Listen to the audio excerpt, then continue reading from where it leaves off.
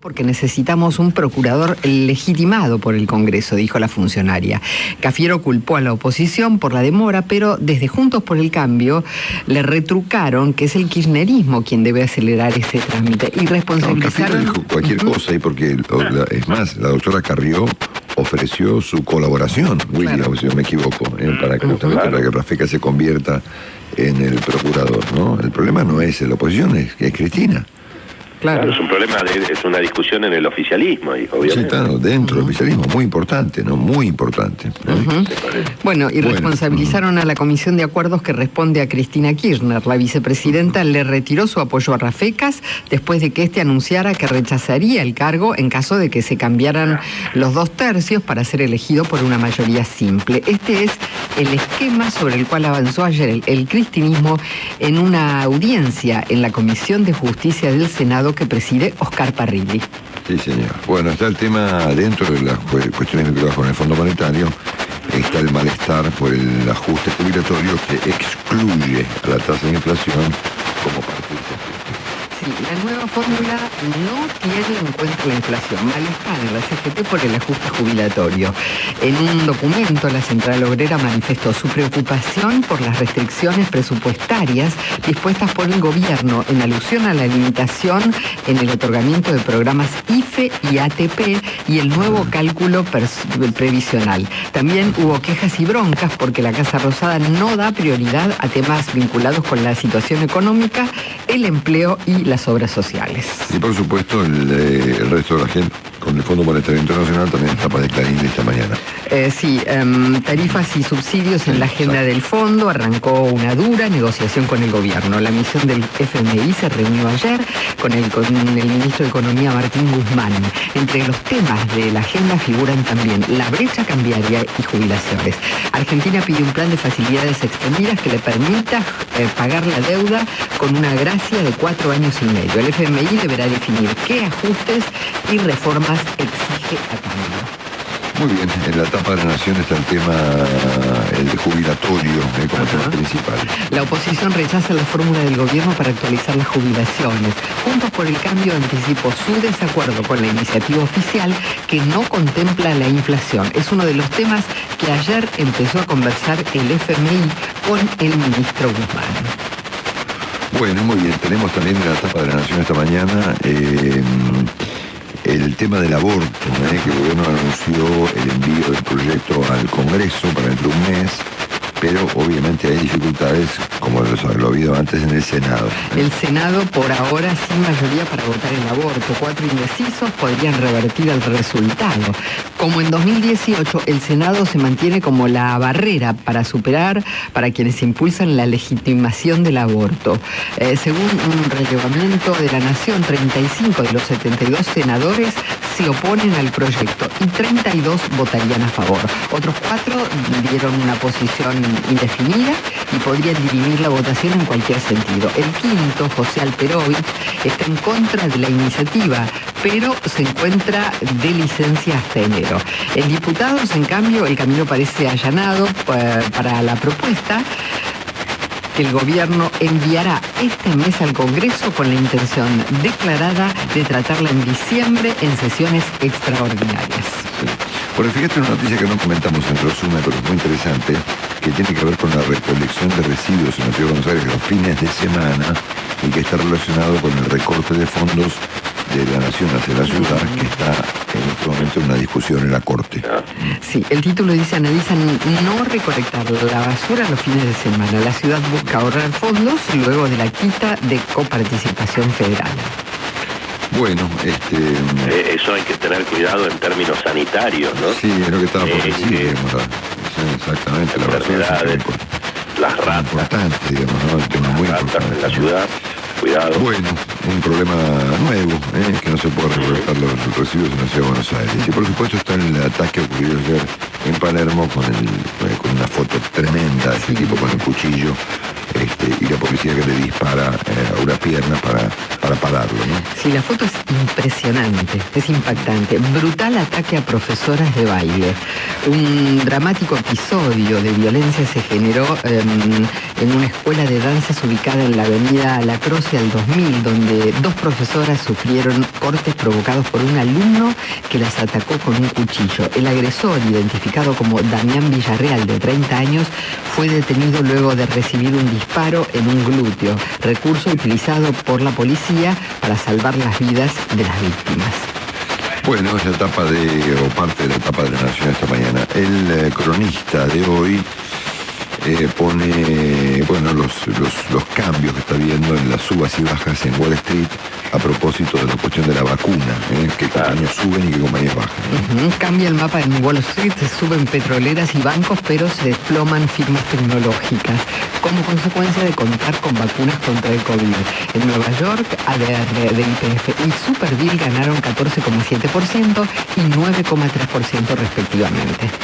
Claro, Amazon, por ejemplo, está bajando, ese tipo de compañías, Zoom también, Mercado Libre también le pegó, obviamente habían subido en forma espectacular. Sí, correcto. Bueno, en la etapa del diario... Se vuelven un poco, y suben las tradicionales, suben las petroleras, las compañías aéreas, las compañías industriales. Todas para abajo, ¿no? Bueno, tenemos en la tapa de página 12 el tema del aborto en el Congreso.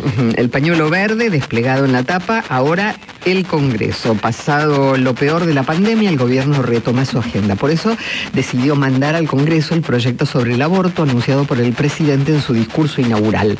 La discusión empezará por diputados como continuidad de la histórica media sanción de 2018. Tras aquellas largas audiencias, se espera un tratamiento corto con un dictamen rápido. Bueno, y en el Popular está el episodio de ayer tan dramático ocurrido aquí en la Escuela de Danzas en el barrio de Palermo. Sí, en todos los diarios está la misma foto, ¿no? El momento en el que está empuñando el cuchillo y la víctima está en el suelo ensangrentada. Apuñaló a 2 mujeres, una de ellas ex bailarina de Tinelli. Horror en una escuela de danzas. Un hombre de 30 años hirió a cuchilladas a su profesora de baile en una escuela de danzas de Palermo. Y luego la dueña del lugar, que pretendió impedir el ataque, aunque finalmente fue baleado y detenido por la policía. El agresor estaba obsesionado con su profesora, ex bailarina de la televisión, a la que acosaba permanentemente con mensajes en sus redes. Ambas jóvenes se encuentran fuera de peligro. Bueno, gracias María. Son las tapas de hoy, miércoles 11 de noviembre. Marcelo, en Perú, ese que pasaba por el Palacio de Gobierno y escucha gritos: ladrón, coimero, corrupto. Pregunta: ¿se están peleando? No, están pasando lista acá. Su incomparable diseño italiano, con tracción integral inteligente, caja secuencial de 8 velocidades, 5 estrellas en seguridad de Euro NCAP, techo solar panorámico, tapizados en cuero y total conectividad, lo convierten en el SUV más premiado de Europa. Alfa Romeo Stelvio, senza cuore, saremo solo máquina. Las cosas que quedaron por decir. Nacho, ¿vos viste la factura de gas que nos llegó? No, a ver. Papá, me parece que ya es hora de poner doble vidrio. Te protege el frío en invierno, del calor en verano y encima ahorramos un montón de gas y luz. Dale, ahora llamo a la gente de Ecoglass para que me asesoren. Ecoglass, doble vidrio aislante. Donde amanece, a los ricos y a los pobres. A las 8 de la mañana y 10 minutos, la temperatura en Buenos Aires es de 18 grados 8 décimas, con cielo despejado, y se esperan unos 25 grados de máxima para hoy. Muy bien. Marcelo, veía a los actores con el cartelito: no volvamos al fondo. ¿Y ahora qué dirán? En realidad no volvimos al fondo, fueron los del fondo los que vinieron acá. Sí, bueno, el doctor conmigo. Vamos, Alberto. Desde OSDE, hoy más que nunca queremos que más gente se cuide, porque para OSDE, cuidarse es cuidar al otro. Sumate y escucha con atención los siguientes consejos.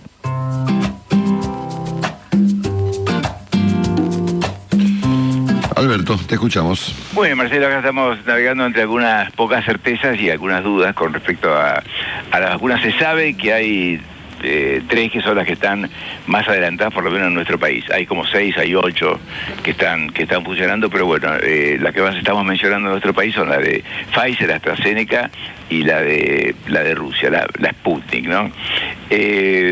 Aparentemente hay diferencias, por lo que salió publicado, pero no en un journal científico, salió publicado creo que en BBC News. Habría 16 voluntarios que se aplicaron, que hicieron la fase 3. Y en los 16 voluntarios es ahí donde apareció el 92% de inmunidad que daría la rusa. Eso es difícil calcular porque puede ser 92, por poner 90. Pero bueno, como decía hace un rato con Willy, todo lo que sea arriba de 70 se celebra y arriba de 50 también, Marcelo.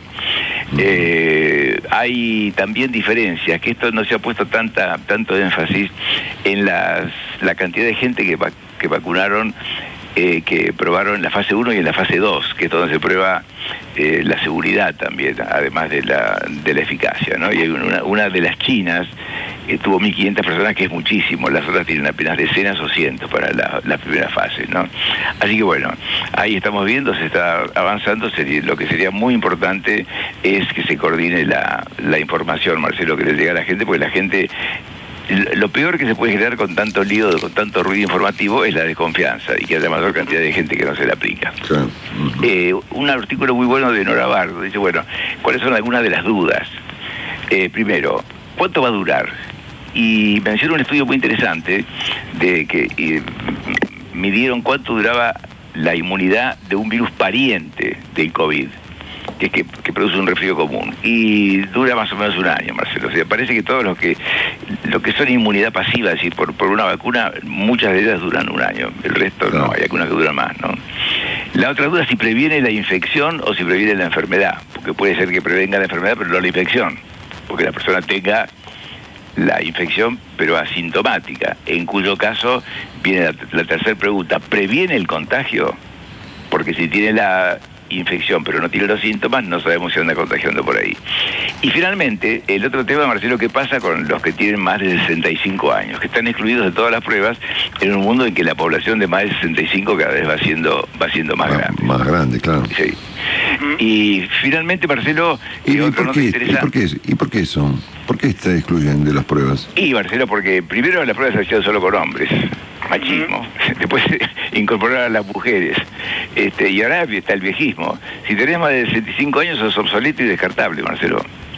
Entonces no hay por qué probar las vacunas con vos. Es una cosa, bueno, es así. Perdón, Doc, pero la vacuna Pfizer se probó en mayores de 65 años. Bueno, pero todavía no hay nada publicado. Me refiero a las publicaciones, ¿no? Hasta ahora no hay una indicación de qué pasa con los mayores de 65 o ni con ninguna de las vacunas. Si la de Pfizer se probó, fantástico, porque ahí van a ser posiblemente los primeros resultados que tengamos con más de 65, ¿no? Claro. Pero en general. Y después del tema de los chequeos posteriores al alta, donde se están ofreciendo en obras sociales y prepago, Marcelo, y hospitales también, que sería un laboratorio, radiografía de tórax, un electrocardiograma, un Doppler por lo menos, pero lo hace poca gente, ¿no? Si hubo neumonía, un seguimiento por neumonólogo, o se dice que aún no hay especialistas post-COVID, pero lo hace el médico de cabecera. En el IGVA alertaron que si hubo síntomas cardiológicos debe haber seguimiento cardiológico. El doctor Puchulu, un viejo amigo del Hospital de Clínicas, nos habla de extremar los cuidados con diabéticos, y nosotros insistimos en lo que es muy olvidado, en cuidar a los que padecen obesidad y tuvieron COVID, que esos pueden quedar también mucho más complicados, Marcelo. Pero bueno, esa es una de las epidemias medio olvidaditas. Bueno, muy bien, muchas gracias, doctor. Gracias, Marcelo. Desde OSDE, hoy más que nunca, queremos que más gente se cuide, porque para OSDE, cuidarse es cuidar al otro. Sumate. Estados Unidos dijo, escuché el discurso, no agredió, no faltó el respeto, no amenazó, no insultó, no dijo cosas, solo dijo cosas coherentes. La verdad este presidente Biden estuvo moderado, la verdad, una decepción. De la noche más oscura sale el sol, pinta el cielo de color, como una... Bueno, estamos saludando al señor Enrique Sebag, al famoso Quique, Quique. El famoso Quique que está con nosotros. Qué grande. Buen día, Quique. Buen día a todos, buen día. ¿Qué tal? ¿Cómo va eso? ¿Bien? pero bien sin entrar en detalles, como decía Garaycochea hace muchos años, no lo se debe acordar. Así es, en humor redondo. Si nosotros pretendemos que la gente deje de llamarte Enrique Sebas, doctor Sebas, licenciado Sebas, Enrique Sewach, o como sea. O Sánchez, como también me llaman, claro. Sánchez, claro, para facilitar. Directamente Quique. ¿Lo estamos consiguiendo o no? Sí, lo están consiguiendo, sí. No sé si decirlo para bien o para mal, pero lo están consiguiendo, sí. Es impresionante, pero es así. Sí. Pero bueno, hola Quique, ¿qué tal? La radio de la mañana. Me escriben, inclusive me mandan, cuando me mandan las cosas. Usted que lo conoce a Rolo, ¿qué tal es? Tan gracioso. Cuando me mandan cosas oficiales, notas, mails, ya me ponen estimado Quique. Mira qué lindo. Ese era nuestro propósito, tu opinión sobre la economía, las jubilaciones, las reservas, el dólar, todo eso es secundario. Exactamente. Bueno, Quique, primero que nada, vamos a hablar de reservas y del Fondo Monetario. Bueno, a ver, el dólar bajó ayer otra vez, ya por debajo de los 150 pesos, en una caída muy significativa, detrás de la cual hay que... Bueno, a ver, en el dólar blue, por supuesto, me parece que lo que hay es que hubo todo un proceso de sobredolarización de la gente cuando veía subir el dólar tan fuerte, y es la forma de ahorrar que tenemos, y bueno, cuando te sobredolarizás y tenés que empezar a pagar las cuentas a principio de mes y otras cosas, bueno, ves que la cosa está tranquila y venden para hacerse de liquidez, y en la mayoría de los casos con algunas ganancias, porque digamos se ha comprado dólares a distintos precios y de distinta forma. A eso se le suma la intervención del Banco Central y de los organismos públicos y del gobierno, vendiendo títulos, vendiendo bonos, interviniendo en los mercados, vendiendo, inclusive algunos dicen que vendiendo dólares, no lo sé. Y bueno, lográs calma. En el medio, justo hay que decirlo, o justo es decirlo, de señales un poco de más racionalidad. O sea, el gobierno está reconociendo que el descalabro macroeconómico que se armó a partir de la solución a la pandemia tiene consecuencias, después de haberlo negado durante varios meses. Está preparando el terreno para un acuerdo con el fondo, tratando de ser más, mirar mejor los números fiscales. No ha habido ninguna cosa rara, de declaraciones raras, salvo el tema judicial del gobierno, salvo el hecho de que se te pasó hoy de que vamos a tener un parque de diversiones también del Estado, porque quieren... No, sí, lo comenté esta mañana, lo comentamos, acá no se escapa. Quique, acá no se escapa nada, es una noticia interesante, vamos a tener un parque de diversiones para sumar al parque de diversiones general que es el Estado argentino, ¿no? Está a punto de estatizarse el Parque de la Costa. Exactamente. El último fue Interama. El último fue Interama. Interama, que terminó, tenemos esa maravillosa torre que para lo único que ha servido, gracias a es un gran mirador y para poner antenas de radio. Para las antenas de las FM, un abrazo. Pero bueno, entonces tenés una serie de señales de cortísimo plazo que te ayudan. Yo pongo el acento en el cortísimo plazo porque, Argentina, los problemas de Argentina obviamente no se resuelven de la manera que se están resolviendo, pero por lo menos no se han agravado en todo caso y van en ese sentido. Eso no implica que, por supuesto, si vos estás usando medidas artificiales, que en el momento que dejes de usarlas, cambie la tendencia. Pero bueno, por ahora estamos ahí.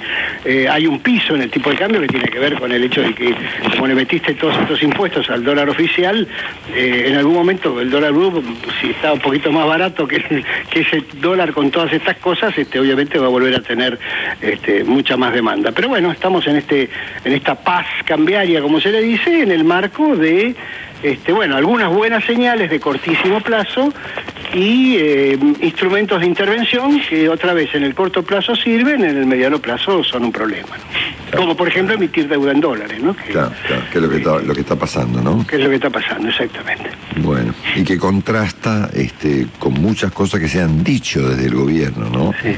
Recordamos que lo que pasa es que decís hasta que la realidad se impone. Nosotros siempre lo dijimos, este descalabro macroeconómico tiene consecuencias y podés declarar cualquier cosa, podés decir que la emisión no genera consecuencias, que no hay inflación, que la vida es maravillosa, hasta que la realidad se te impone, te pegás un gran susto y al borde del precipicio como dijimos, hasta la vicepresidenta lo advirtió en su carta, al borde del precipicio, bueno, te volvés un poquito más racional, no quiero decir ni ortodoxo ni heterodoxo, pero por lo menos un poco más racional. Veremos cuánto dura, ¿no? Porque como creo que lo decía Willy hace un rato, en cuanto tienen 5 minutos de calma, empiezan las tonterías. Pero bueno, esperemos que no sea este el caso. Bueno, vamos al tema del Fondo Monetario. Decime, el ajuste jubilatorio que viene, ¿no? Que modifica, digamos, que elimina el ajuste por inflación de las jubilaciones, ¿tiene que ver con el acuerdo con el fondo? Tiene que ver con mejorar la situación fiscal. Ahora, hay un problema mucho más grave. O sea, el problema más grave es que el sistema jubilatorio argentino está quebrado.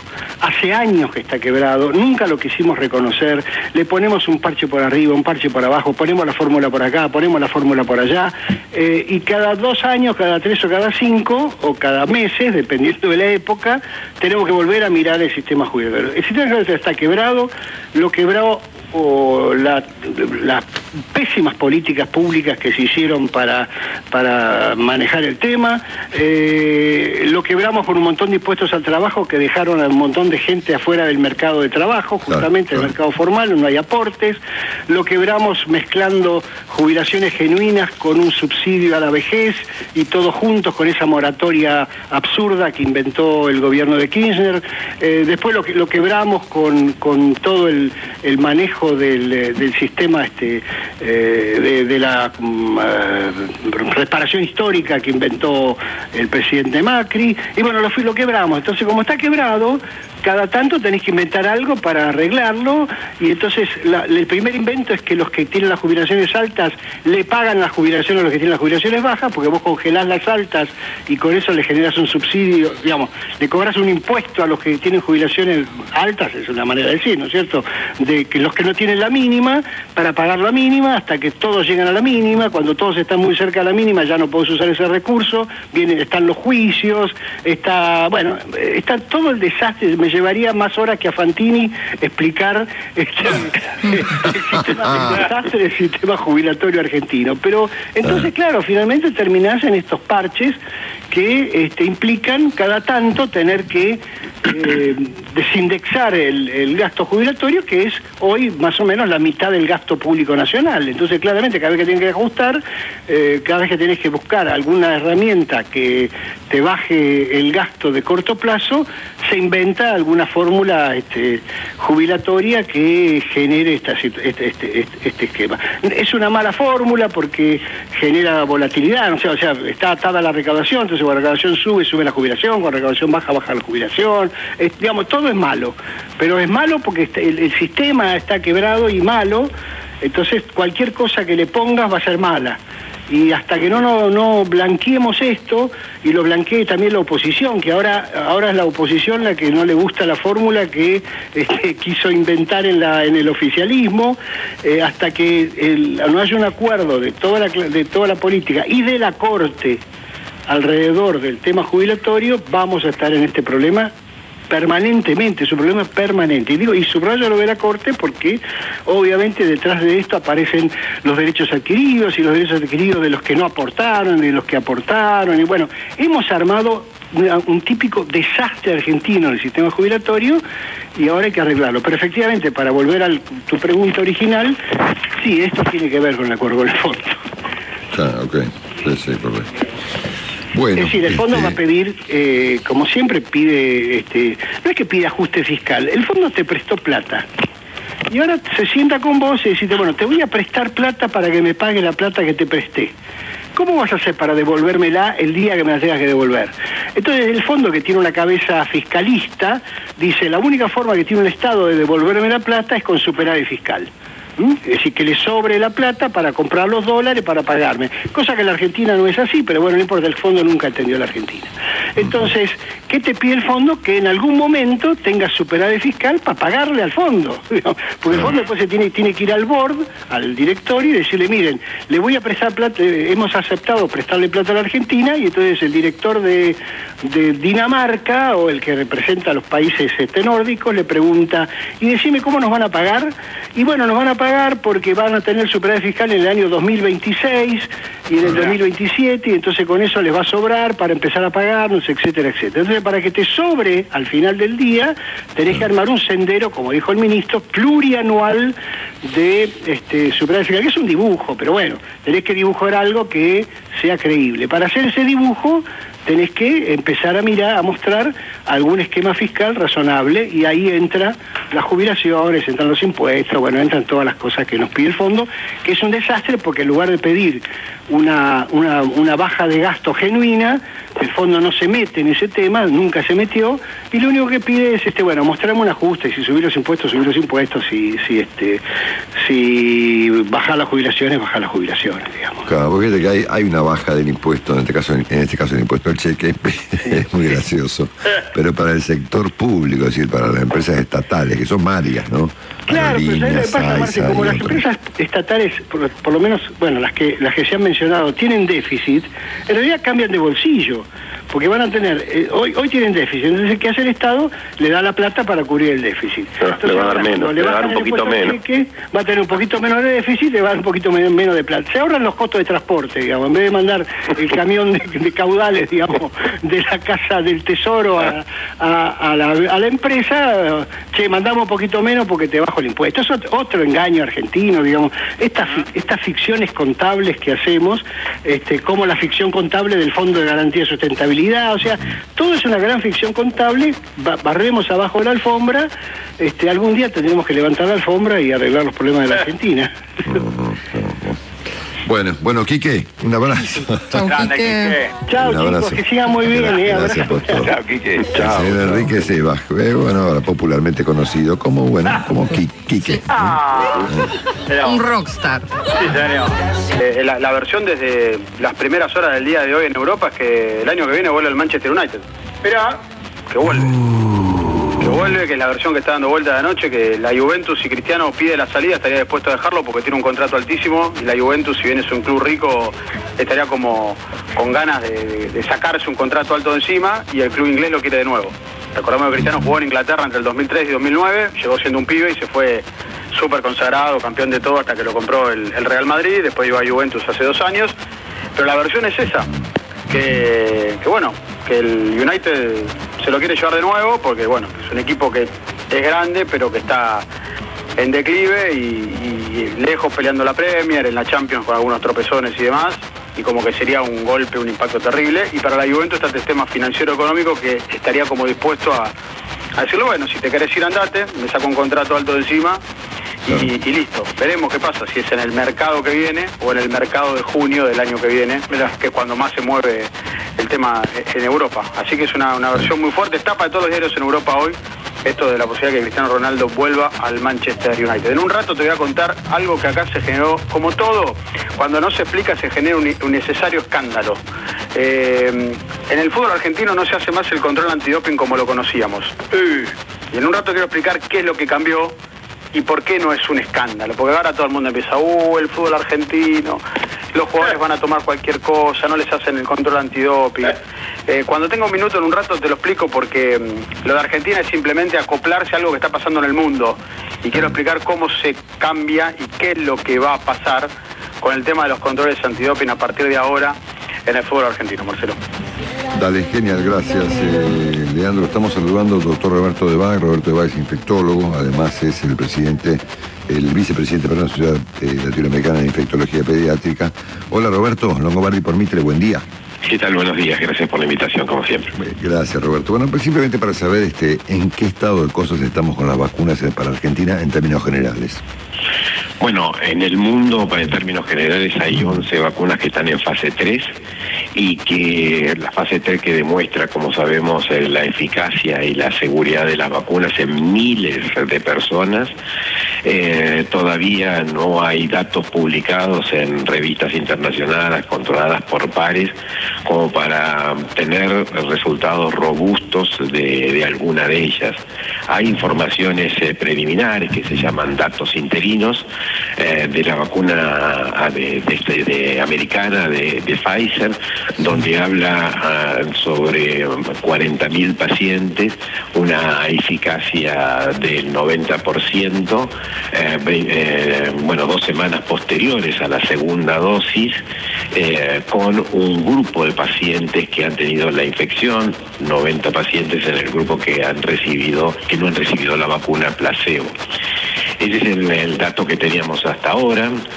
Como ustedes saben, el día de hoy aparece un dato que es una nota de prensa por parte desde Rusia, del sitio Sputnik, donde habla de un 92% de eficacia, pero realmente los datos que muestran son absolutamente pobres como para poder sacar una conclusión, porque en lo que se publica, lo que se informa, es 20 pacientes que han tenido la infección en el grupo placebo sobre 16.000 pacientes o algo más, no está bien claro todavía, y la verdad que una eficacia de una nueva vacuna, si bien las vacunas de adenovirus ya existían, pero una nueva vacuna para el COVID-19, hablar de una eficacia del 92% con 20 pacientes, uno tendría que ver la publicación científica para poder sacar una conclusión. Después son muy pocos pacientes, no hay un dato estadístico potente como para que con un grupo de 20 pacientes que han tenido la infección se pueda decir que tiene una eficacia del 92%. Esto va a pasar, podía pasar, y va a aparecer, se estima que esta semana el laboratorio Moderna va a dar datos interinos de las vacunas de Estados Unidos, posiblemente otro laboratorio lo haga en las próximas semanas, pero realmente lo que estamos esperando es que estos datos se publiquen interinos, se publiquen en revistas científicas, porque realmente es lo que uno puede sacar realmente conclusiones.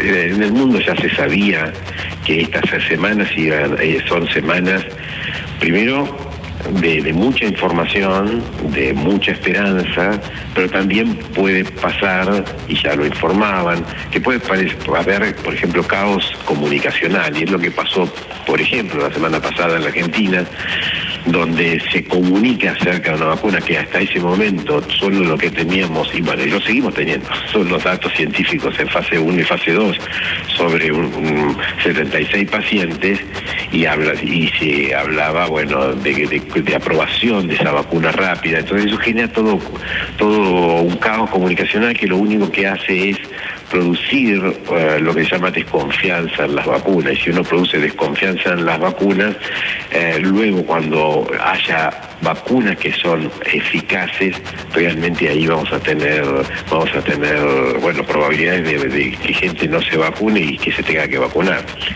Sabiendo, Marcelo, que todas estas vacunas, que son vacunas muy buenas, muchas de diseño, de primera, que se llaman vacunas de primera generación para COVID-19, no van a controlar la pandemia. Lo que van a hacer es disminuir las complicaciones y las muertes de pacientes que tienen enfermedades adyacentes o mayores de 65 años, y va a proteger los trabajadores de salud.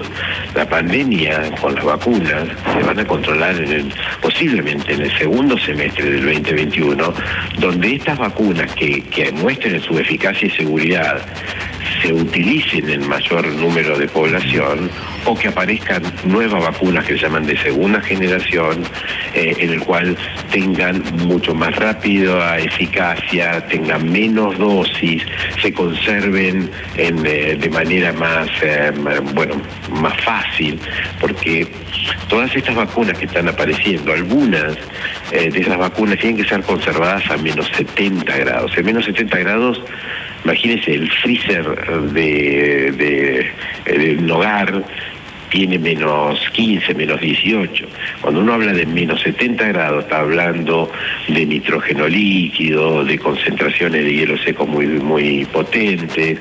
Después hay otras vacunas como la rusa, que tiene dos diferentes vacunas, la vacuna de primera dosis y la vacuna de segunda dosis, son diferentes. Si bien tienen lo que se llama el vector viral, que es como la cápsula que la transporta, son diferentes, Esa diferencia hace que una tenga una conservación al menos 18 grados y la otra tenga una conservación entre 2 y 8 grados.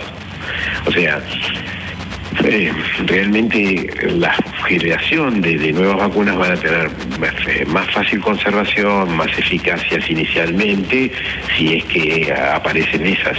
Pero hoy, por hoy, en los próximos días vamos a tener mucha información. Primero, seguramente información a través de la prensa, pero información publicada, y eso es lo que va a marcar la seguridad y la eficacia de la vacuna, y va a ser necesaria para la aprobación de esas vacunas internacionalmente y en forma nacional acá a través del ANMAT, ¿no? A ver, fíjese, Roberto, que en el caso de España, la compañía Pfizer se han comprometido ellos a llevar las dosis, que son 10 millones para España, ultracongeladas a los centros de vacunación en España, ¿no? Exacto, sí, eso existe. Hay unos contenedores que va a transportar el laboratorio Pfizer estas vacunas a menos 70 grados, que requieren esos contenedores cada 5 días modificación en el hielo seco, es decir, hay que renovar el generador de la congelación, pero ya está eso programado.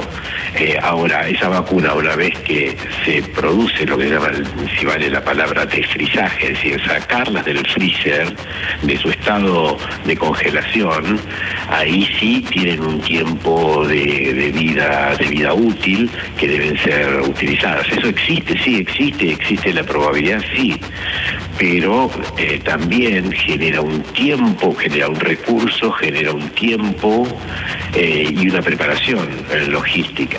Pues yo no digo que sea imposible, todo lo contrario, es posible. Lo que no es rápido, como decíamos como se decía la semana pasada en la Argentina, que en el mes de diciembre, o sea, dentro de próximos días, vamos a estar vacunando masivamente. Eso tenemos que tener la claridad de que eso es absolutamente difícil.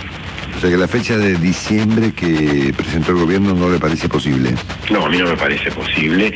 Bueno, siempre en pandemia uno trata que lo imposible es tratar de hacer lo posible, pero yo creo que, bueno, con mi modesto conocimiento acerca de la vacuna desde hace muchos años, creo que es muy difícil poder producir la vacunación, una vacunación masiva en el mes de diciembre. En la Argentina, bueno, con cualquiera de las vacunas que puedan mostrar eficacia, porque bueno, tenemos que también tener los procesos regulatorios, es decir, la aprobación en el ANMAT. Mire, los procesos son, las vacunas tienen que generar la documentación sobre la eficacia y la seguridad, y esta tiene que ser robusta, tiene que ser controlada por pares o por entes internacionales. Luego vienen toda esa documentación en la Argentina, al ANMAT. En el ANMAT tiene que producirse un proceso de fast track, es decir, de proceso rápido de aprobación. Pongamos que existe que, decenas de personas que están asignadas en el ANMAT en tiempo completo puedan revisar y aprobar las aprobaciones, por ejemplo, de la FDA con un proceso rápido. Ya se sabe que no tienen menos de 15 días, o sea, 2 semanas ahí tenemos para la aprobación. Después de esa aprobación, eso tiene que ir, esa documentación, al Ministerio de Salud, reunirse la Comisión Nacional de Inmunizaciones de la Argentina, que tiene que ser, que existe, que tiene que ser absolutamente independiente, que tiene que decidir, escuchar, por ejemplo, si hay investigadores sobre esas vacunas de la Argentina, escucharlo o escuchar a los investigadores internacionales, o con esa documentación tiene que tomar la decisión de quién vacunar. Esa decisión no es, solo es una recomendación. para que el ministro pueda decir, bueno, esta vacuna a partir de ahora va a ser utilizada en estos grupos poblacionales y ahí se empiece la campaña de vacunación. Por supuesto, paralelamente está la logística que se debe estar armando, pero esto es imposible que a 10 días del 6 de diciembre tengamos una campaña masiva de vacunación. Ok. Acá está el doctor Cormillo, Roberto. Buen día, Roberto. Alberto Cormillo, ¿cómo le va? Aquí está Alberto, buenos días. ¿Qué tal? No, yo quería preguntarte si los 16.000 que publicó en un medio de difusión la vacuna Sputnik, si es un dato verosímil, es un dato que ustedes confían en que puede ser corroborado después en alguna publicación científica. Bueno, esperemos que sí. Lo que sí, Alberto, no hay aprobación yo no tengo en mi memoria que una nueva vacuna en la historia de la vacunología se haya aprobado y que tenga una eficacia del 92% con 20 casos en un grupo placebo sobre esta cantidad de pacientes que han sido investigados bajo protocolo. No podemos sacar esa conclusión.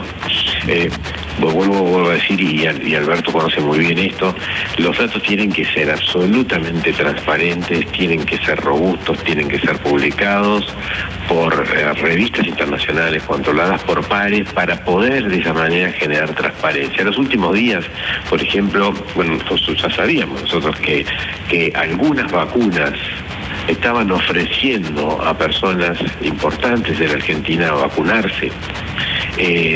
Después aparece la información de que habría que vacunar a famosos para generar confianza. No, las vacunas no generan confianza vacunando a los famosos.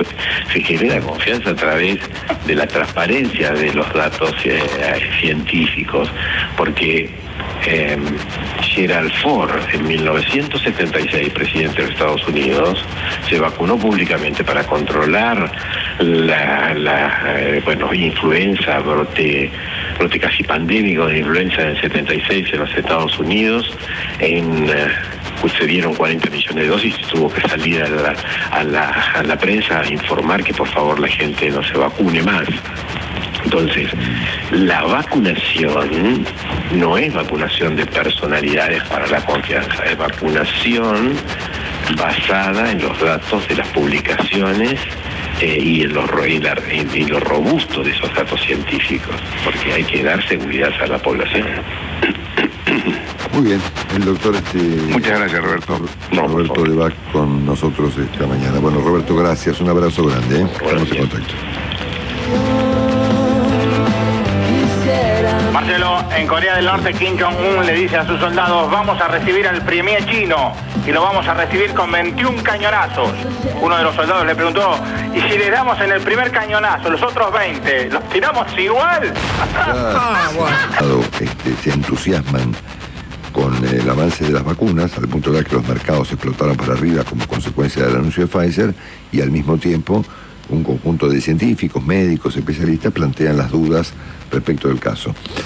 Alberto, evidentemente hay en el mundo de la infectología, la virología, la medicina y lo que sea, unos debates tan abiertos como los hay en la política, en la economía o en la sociedad, ¿no? Así es, Marcelo. Hoy cualquier cosa menos de acuerdo, ¿no? Cualquier cosa menos de acuerdo. Eso pasa en general en el mundo, pero además en particular en los países donde tienen menos aceitada la comunicación con la gente, ¿no? Claro. En Alemania lograron unificar, en otros países resultó mucho más difícil, en el nuestro también, ¿no? Sí, exactamente. Bueno, fíjate que tenemos, por un lado, que la Ciudad de Buenos Aires planteó que la vacuna debe ser optativa y solo en la ciudad, para las personas que tengan factor de riesgo.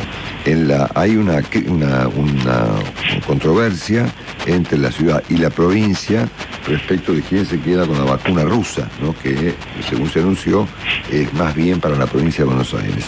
Ahora se supone que la Argentina va a comprar otras 22 millones de dosis a la compañía AstraZeneca, que es la vacuna que ha desarrollado esta compañía tan prestigiosa, con la Universidad de Oxford. Ayer el ministro de Salud de la provincia, el ministro Daniel Goyan, entusiasmado con el tema de las vacunas rusa, dijo lo siguiente, lo escuchamos. El problema que estamos viendo cómo vamos a resolver no es de los que no se quieren vacunar, que van a ser poquitísimos, van a ser nadie, un grupo de gente irresponsable, bueno, que haga lo que quiera. Estos días se anunciaron distintas vacunas, 3.500% aumentaron las reservas de hoteles. La gente tiene una expectativa enorme en la vacuna. Por favor, no mostremos ese 1% de gente irresponsable, delirante, que sale a decir cualquier pavada. El 99% de los especialistas están diciendo lo que decimos nosotros, que es segura, que van a ser eficaces. No le quepan dudas que la enorme mayoría de los argentinos van a querer acceder a una vacuna y va a ser segura, sin ningún riesgo. Entonces, yo comparto este punto de vista de que la gente debe vacunarse, claramente, y que la gente lo va a hacer con entusiasmo, siempre y cuando haya verificaciones razonables respecto de la eficacia de la vacuna, respecto del virus y de su seguridad. Que esté aprobada, claro. Que no te complique otra cosa, ¿no es cierto? Perdón. Pero funcionarios creíbles, ¿no? Funcionarios creíbles también, no muy muestran importante. que el 1% no es los que no se quieren vacunar. Aparentemente, desafortunadamente, serían más personas, ¿no? Claro. Fíjate que en el caso de España, siendo que había ayer también un debate respecto de la cuestión del congelamiento del frío necesario para transportarlas, Pfizer dijo, se las llevamos congeladas las vacunas, ¿no? Y España le compró 10 millones de dosis. Así que bueno, nada, simplemente quería significar que el tema de las vacunas es muy importante, pero que al mismo tiempo está generando una controversia del mismo nivel que ha ocurrido con todo el resto de la pandemia, siendo que las diversas figuras de la ciencia, la medicina, la epidemiología, la infectología, la virología, los hospitales, los médicos, los de terapia intensiva, están todos en desacuerdo. Viste que es muy complicado encontrar un consenso médico. Sí, a eso por ejemplo, eso ha ocurrido, por ejemplo, con los medicamentos, que han presentado por un momento entusiasmos fantásticos y por otro momento críticas destructivas. Yo creo que va a haber alguna novedad importante en las próximas horas respecto del tema del plasma, ¿no? Viste que se lo exaltó, después se lo fulminó, y me parece que ahora viene una comprobación significativa en las próximas horas en la Argentina respecto al uso de plasma en determinados estadios de los pacientes, ¿no? Exactamente, sí. Sobre todo al principio, ¿no? Y yo conozco casos cercanos, que gente que conozco mucho, o familiares de esa gente que yo conozco mucho, que gente que estaba en estado complicado, o que presentaba factores de riesgo, mejor dicho, complicados, el plasma les salvó la vida. En la Argentina, ¿no? Claro. No en Nueva York, ¿no es cierto? Así que bueno, nada, me parece que estamos asistiendo a una clásica discusión complicadísima entre los diversos sectores de la ciencia, como ha ocurrido desde el principio de la pandemia. Si no hay forma de que se pongan de acuerdo respecto de la utilidad o no de algo. Así es, Marcelo. Es una novedad el hecho de que los especialistas tengan tantas discrepancias sobre temas que son de carácter científico, casi matemático, digamos, ¿no? Si los medicamentos, los modelos matemáticos, la vacuna, si es de Pfizer, si es rusa, si tiene que ser transportada con frío, si tiene que ser transportada con calor, no se ponen de acuerdo en nada. Además, lo que pasa es que nos van a volver locos. Hay pasiones también, Marcelo, eso complica todo, ¿no? Nos van a volver locos. Bueno, después tenemos, más allá de los casos, que los recordamos, ayer el mundo tuvo 600.000 casos, una cifra muy alta, y tuvo 11.000 muertos. El número global llega a 1.000.000, casi 300.000 muertos, y a casi 52 millones de casos que van a ser traspasados en el día de hoy seguramente. Argentina sigue estando en el lugar número 7 del mundo. Cambió el lugar número 10, cayó México, subió Italia. Así que la lista de los 10 países más afectados quedó así: Estados Unidos, la India, Brasil, Rusia, Francia, España, Argentina en el 7º lugar, el Reino Unido en el 8º, Colombia en el 9º y entró Italia en el 10º, reemplazando a México, que cayó al lugar número 11. En el caso argentino, somos el 8º país con más muertos por millón de habitantes, el 8º. Y hemos tenido ayer 11.900 casos y un total de 279 muertos, y estamos totalizando 34.184 muertos y 1.262.000 casos, ¿no? Tenemos, sí, 1.082.000 personas recuperadas, una cifra muy alta, y tenemos un total de 4.494 personas en terapias intensivas en toda la Argentina, con una ocupación del orden del 57 y pico %, que es una ocupación más baja de la que veníamos viendo a nivel nacional, que era 63 promedio hace una semana, 10 días. Ayer hubo opiniones de líderes mundiales. Por ejemplo, habló Joe Biden, el presidente electo de Estados Unidos, que dijo que él pretende que en los 50 estados norteamericanos las mascarillas sean efectivamente obligatorias.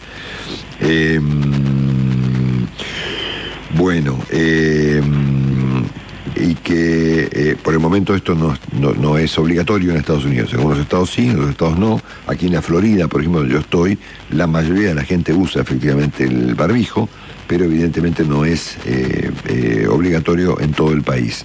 Así que Biden ha propuesto la idea de ¿cómo se llama? Del uso obligatorio de barbijos. Claro. También habló Trump, que dijo una barbaridad, en un contexto de varias barbaridades. Dijo que Pfizer demoró el anuncio de la vacuna a propósito, para perjudicarlo a él, ¿no? O sea, el mundo, digamos, en el centro del mundo está Trump, ¿no es cierto? Y todo lo que ocurre en el mundo está relacionado con su persona, para bien o para mal, ¿no? O sea, el movimiento de los satélites, de las estrellas, el giro de la Tierra, la salida del Sol, los acontecimientos mundiales, las vacunas, y todo tiene que ver con Trump, según Trump, obviamente, ¿no? Entonces, él acusó ayer a Pfizer de ser unos cobardes por no haber anunciado la vacuna antes de las elecciones.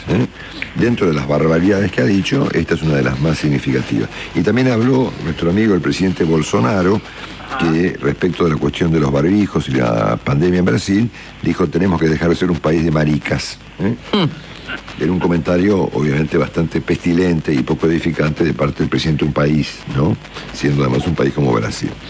Bueno, en cuanto a la Argentina, el asunto más importante del día a nivel político es el caso del doctor Rafecas, alrededor del cual se está organizando una controversia grande entre el fernandismo de Alberto y el fernandismo de Cristina Fernández de Kirchner, ¿no es cierto?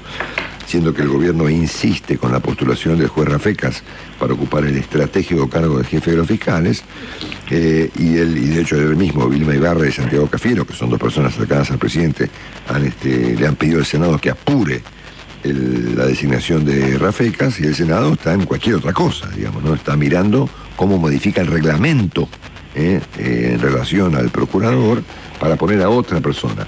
Es más, la sola modificación del reglamento deja fuera de carrera al doctor Rafecas, que se autoexcluyó de la nominación para jefe de los fiscales si es que el Senado modificaba el reglamento, ¿no?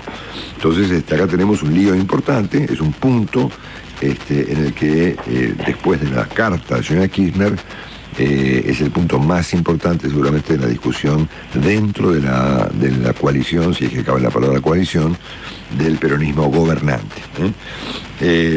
Por lo tanto, bueno, mientras el gobierno postula a Rafecas, el kirchnerismo se apura para modificar la regla con la cual se designa al procurador, siendo que otra vez el kirchnerismo va a acomodar las reglas a sus necesidades políticas. Como la regla dice 2/3, si no hay 2/3, van a modificar la regla para poner a otra persona. En algo que el presidente Fernández debiera vetar.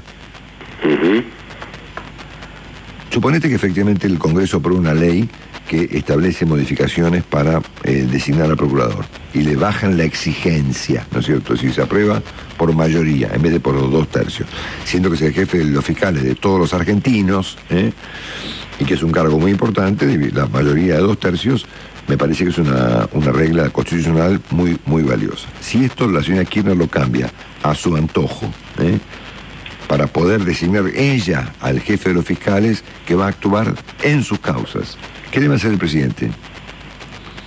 ¿Decir que sí? ¿O vetarlo? En un acto de autoridad presidencial. Nada, es una idea que, viste, como me estoy despertando a las 2 de la mañana, claro. Sí, Marcelo. Se me ocurren cosas raras. ¿Vos querés que los huracanes vengan por acá, digamos? Sí, se me ocurren cosas raras. Bueno, hablando de vacunas, fíjate que el gobierno británico, volviendo al tema de vacunas, está anunciando la vacunación a partir del 1 de diciembre. Vamos todavía. Sí, me acaba de contar el señor Juan Dillon, que está atento a todo. Bueno, muy bien. Así que, bueno, un lío con esto del procurador. un lío muy importante, donde confluye, por supuesto, mucha tensión política. En el plano económico, Willy va a hablar enseguida del resto de los temas económicos. A mí me llamó la atención simplemente la cuestión de la baja del impuesto al cheque para las empresas estatales, en un contexto en donde el gobierno está aumentando los impuestos a cuestiones centrales, ¿no es cierto? Como por ejemplo la tecnología, Claro. que es un tema muy importante. Ahí los impuestos suben para seguros de autos, impuestos generales, impuestos a la tecnología, pero le bajan el impuesto al cheque a Aerolíneas Argentinas, a AISA, a IASA, que es la ex compañía Enarsa, que vaya uno a saber Dios qué hace esa empresa, y otras compañías del sector público. Y por supuesto, la estatización del Parque de la Costa, que está fulminado, desde hace años está fulminado, esto no es nuevo, Sí, claro. Y que pertenece a una sociedad que se llama Sociedad Comercial de Plata, que era originalmente la familia Soldati, no tengo idea de quién es ahora. Bueno, como esto está por cerrar y está por quebrar, el Estado estatizaría el fallido Parque de la Costa. Bueno, el presidente Fernández ayer presentó una idea bastante estrafalaria también de hacer a la Argentina productiva, ¿no? Que se produzca en tierras improductivas del Estado. Escúchenlo. Tenemos que desarrollar la producción alimentaria en cada región del país para evitarnos todo el costo de transporte que en el medio existe. Vamos a estar fomentando una agricultura familiar que va a ser altamente beneficiosa para la Argentina. Y tenemos que hacerlo con tierras fiscales que sobran. En los últimos 4 años, las tierras fiscales que les preocupaban son las del centro de la ciudad de Buenos Aires para hacer grandes edificios. Y las tierras fiscales que a mí me importan son esos campos inactivos que podríamos dárselo a gente que lo produzca y dé alimentos a las zonas aledañas. Bueno, muy bien. Claro. Bueno. Para que un campo no productivo se convierta en productivo, hay que poner unos $500 por hectárea, más o menos, como mínimo. O sea que bueno, ayer con toda razón, digamos, el presidente Maduro llamó a Alberto Fernández un valiente presidente.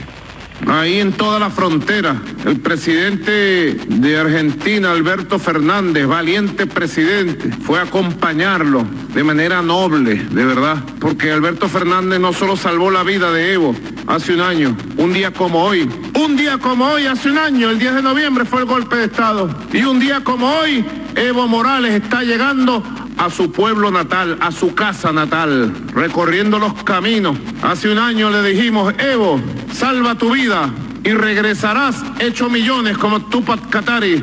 Y Evo ha regresado hecho millones con el pueblo de Bolivia. Bueno, ¿Hizo millones? No fue muy épica la vuelta de Bolivia, digamos, ¿no? Podría haber tomado un vuelo, digamos, ¿no es cierto? Pero no hubo demasiado riesgo, además supongo yo en la vuelta de Morales a Bolivia. Pero bueno, hay que vestir las cosas de llenarlas de valentía, de heroísmo, y de épica, como hacemos el doctor y yo, ¿no es cierto? Exactamente, nos enfrentamos a los desafíos más riesgosos y más peligrosos para hacer nuestra tarea todos los grandes días de la vida, ¿no es cierto? No se lo puede decir crudo así nomás la información, Marcelo, hay que vestirla. Los riesgos que nos presenta, por supuesto, la vida en general y Radio Mitre en particular. ¿Ustedes van a volver hechos millones también? Hechos millones. Sobre todo. Los peligros dramáticos. Hay que bajar el haber de los jubilados. Marcelo, si volvés hechos millones, que sean de dólares, por favor. Marcelo, algún día van a poder decir que nos conocieron y que alguna vez nos tocaron. Sí. Exactamente. Bueno, ayer en una especie de... A ver, viste que yo venimos hablando del anacronismo hace bastante tiempo. Bueno, ayer ocurrió un episodio tan anacrónico como la vuelta de Raúl Castells al reclamo en las calles de la ciudad de Buenos Aires, un caos, según me contaron, por supuesto. Y apareció Castells como hace 30 años pidiendo aumento. Muy recuperado, además. No andaba bien, se ve que... Y consiguió finalmente que le den alimentos y una canasta de Navidad, digamos. Lo de siempre. Un saludo, Marcelo. Un saludo. Un gusto verlo, Raúl. Se lo veía muy saludable, Raúl. Yo pensé que ayer se habían colgado los portales de internet con noticias viejas, Pero no, me explicaron los de Clarín, los de Infobae, que era actual, ¿no? Que no era una marcha del año 91, sino que era nuevo, ¿no? Así, Marcelo, defendiendo a los jubilados y a los trabajadores, Marcelo. Muy bien, Raúl, muy bien. Bueno, muy bien. Espero con ansias hablar con usted, dijo ayer con todo criterio el presidente electo de Estados Unidos, Joe Biden, siendo que Trump no le atiende el teléfono ni le reconoce la reunión que habitualmente tienen el presidente entrante y el saliente aquí en los Estados Unidos. Tampoco está habilitando los fondos que corresponden al presidente electo para la transición. Exactamente. Bueno, te cuento que Biden dijo, bueno, esto es una vergüenza, ¿no? Lo dijo con todo crítico. Dijo, no, que es una cosa incómoda. Dijo, yo me siento muy incómodo, dijo. Fíjate que es una cosa bochornosa. El presidente electo de Estados Unidos se siente incómoda porque el otro no se quiere ir, ¿no? Así que bueno, por un lado eso, por el otro, habló Biden y dijo una frase importante. Dijo, quiero decirles a los líderes del mundo que América vuelve al juego. Esto quiere decir que Estados Unidos vuelve a conectarse con el mundo, cosa que Trump había obviamente retrocedido mucho, con Europa, con la OTAN, etcétera, etcétera, ¿no? Pero bueno, el presidente Trump avanzó una ofensiva legal, intentando obturar las elecciones en algunos estados. El jefe de investigaciones fiscal de delitos electorales, el señor Richard Pilger, presentó su renuncia ayer. Dijo, yo con esto no me quiero meter, siendo que el jefe de él, el fiscal de Estado, el jefe de los fiscales, el señor Barr, de apellido B-A-R-R, abonó la teoría de Trump de que las elecciones deben ser investigadas. Hay una oficina que se llama la Administración de Servicios Generales, que es una oficina que debe efectivamente, por ley, habilitar la transición, que conduce una señora llamada Emily W. Murphy, según cuenta el New York Times de anoche o de ayer. Bueno, esta señora tiene que empezar la transición formal y que por supuesto no la empezó. Es más, Mike Pompeo, el secretario de Estado norteamericano, el canciller, dijo que estaban trabajando en la segunda administración Trump, como si nada hubiera pasado. Y ayer la cadena Fox News sacó otra vez del aire a alguien de la administración Trump, en este caso no al presidente, sino a su vocera, a la señora Khaled McKinnon, que es una joven rubia muy simpática, que habla realmente en nombre del señor Trump, y que ayer empezó a plantear la cuestión del fraude, y la Fox la sacó del aire. Bueno, así que, bueno, habrá que ver. Hoy leo un artículo de esta mañana en Clarín que dice, el negocio, o la Nación, no me acuerdo, el negocio familiar o la televisión esperan el regreso de Trump. Yo creo que Trump no se fue de ninguna de las dos cosas, ¿no es cierto? Ni el negocio familiar ni de los shows televisivos, solo que ha entrado ahora en una etapa bastante papelonesca del final de su administración como presidente de los Estados Unidos. A elegir el momento del día para ver tus programas favoritos, Flow es para vos. Sí, porque con Flow podés retroceder la guía de TV en vivo hasta 24 horas. Sí, es muy simple en Flow, vas a la guía de TV, navegás hacia atrás en la grilla, buscas el programa que querés ver, lo seleccionás y listo. Tus programas de la mañana, la tarde o la noche ahora no tienen horario porque podés verlos cuando vos quieras y nunca más perderte de nada. Flow es para vos. Bueno, perdón por la demora, Willy. Estamos presentando la agenda económica ya en un instante. La temperatura en Buenos Aires, por favor, María. 19 grados y medio ya, se esperan 25 de máxima para hoy. Cuando esta pandemia termine, te van a elegir entre un viaje con tu pareja o un asado con tus amigos. ¿Qué preferís? ¿Crudo, cocido o a punto? Muchísimas gracias, Marcelo. Bueno, por supuesto que la agenda económica está alrededor de lo que está pasando con los mercados, el dólar, obviamente los mercados mundiales, la llegada del Fondo Monetario y el ajuste que se viene con impuestos para todas y todos, sin ninguna duda. Digamos que el dólar, en ese capítulo el gobierno sigue manteniendo la estabilidad, sigue funcionando la artillería para maniatar el dólar, para tenerlo muy pisado.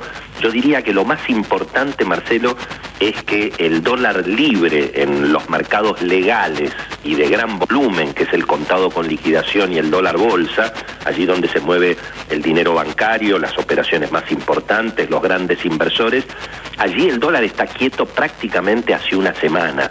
Se ha estabilizado el contado con liquidación incluso abajo de 150 pesos. Ayer operó entre 147 y 148, como lo viene haciendo en los últimos días. Obviamente está interviniendo el gobierno, se subió la tasa de interés, se repartieron bonos en dólares para los tenedores de pesos, toda esa artillería evidentemente está muy presente.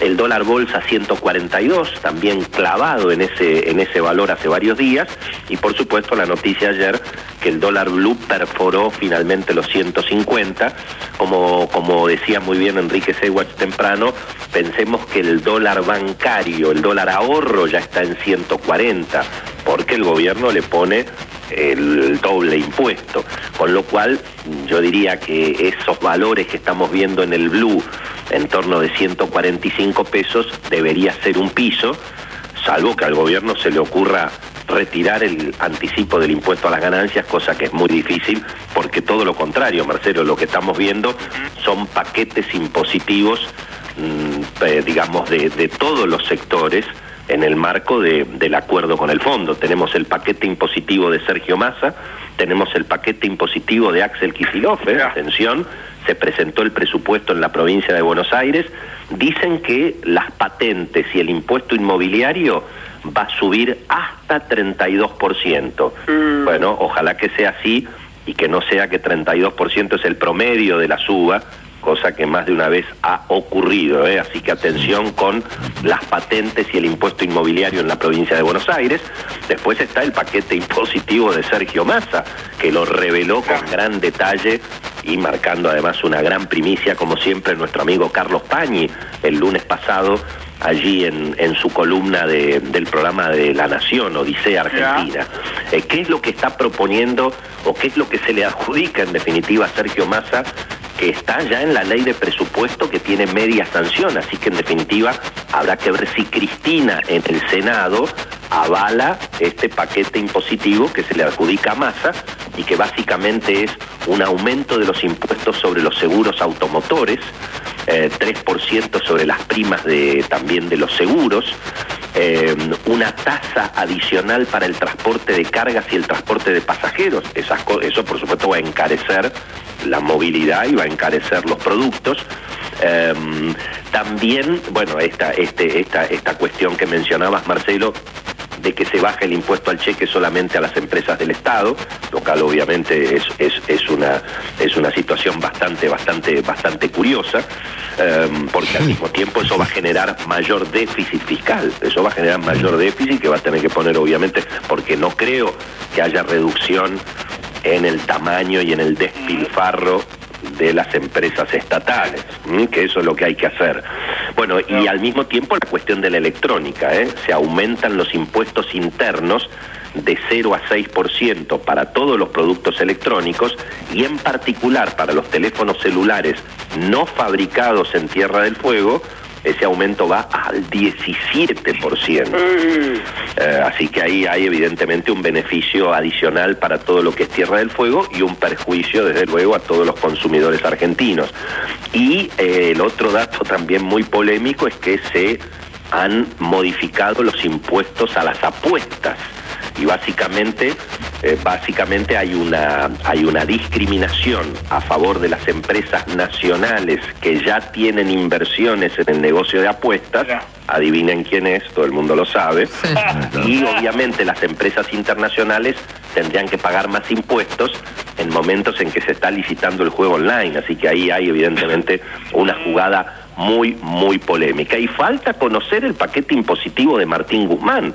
Cuidado que Martín Guzmán también dijo que él tiene pensado alguna reforma impositiva, que eso seguramente va a afectar el impuesto a las ganancias para las empresas y parte de los beneficios que se aprobaron en la era Macri. Así que impuestos para todos y todos en el marco de este acuerdo con el Fondo Monetario, donde se pisan las jubilaciones, se pisa el aumento de los salarios, se aumentan las tarifas y se recortan los subsidios. Evidentemente, un escenario muy complicado, muy incómodo de aceptar para el kirchnerismo.